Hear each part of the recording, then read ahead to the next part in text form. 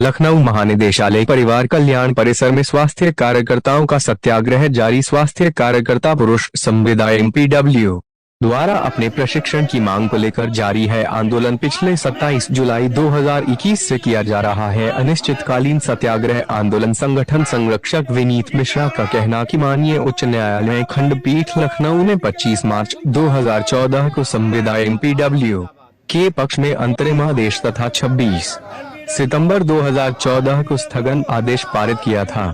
वकार हुसैन की रिपोर्ट।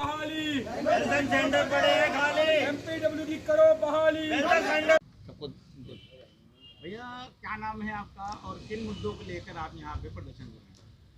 हमारा नाम विनीत मिश्रा है और हम लोग अपने प्रशिक्षण की मांग को लेकर के यहाँ पर पिछले 27 जुलाई से आंदोलन कर रहे हैं।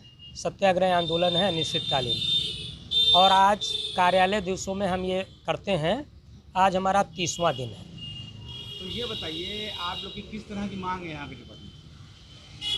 भारत सरकार के मेमोरेंडम के आधार पर हम लोगों की संविदा नियुक्ति दी गई थी 2011-12 में।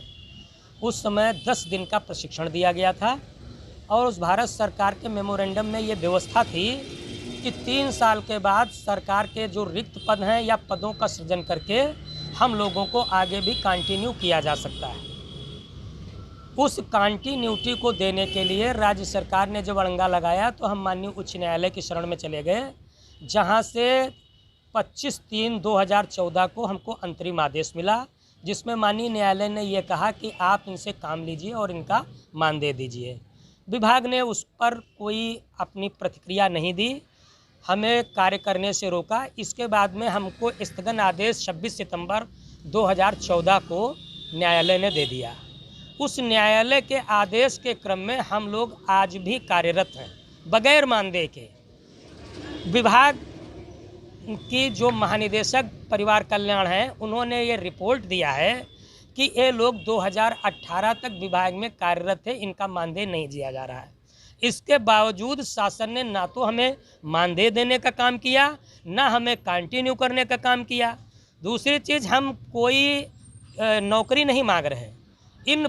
इस पद के ऊपर जो वांछित योग्यता है 1 साल का प्रशिक्षण है और 1 साल का जो प्रशिक्षण है ये परिवार कल्याण महानिदेशालय ही दिलाता है। बाहर ट्रेनिंग की कोई व्यवस्था नहीं है। अगर बाहर ट्रेनिंग की व्यवस्था होती तो हम लोग बाहर से ट्रेनिंग करके आते, यहाँ धरना आंदोलन नहीं करते।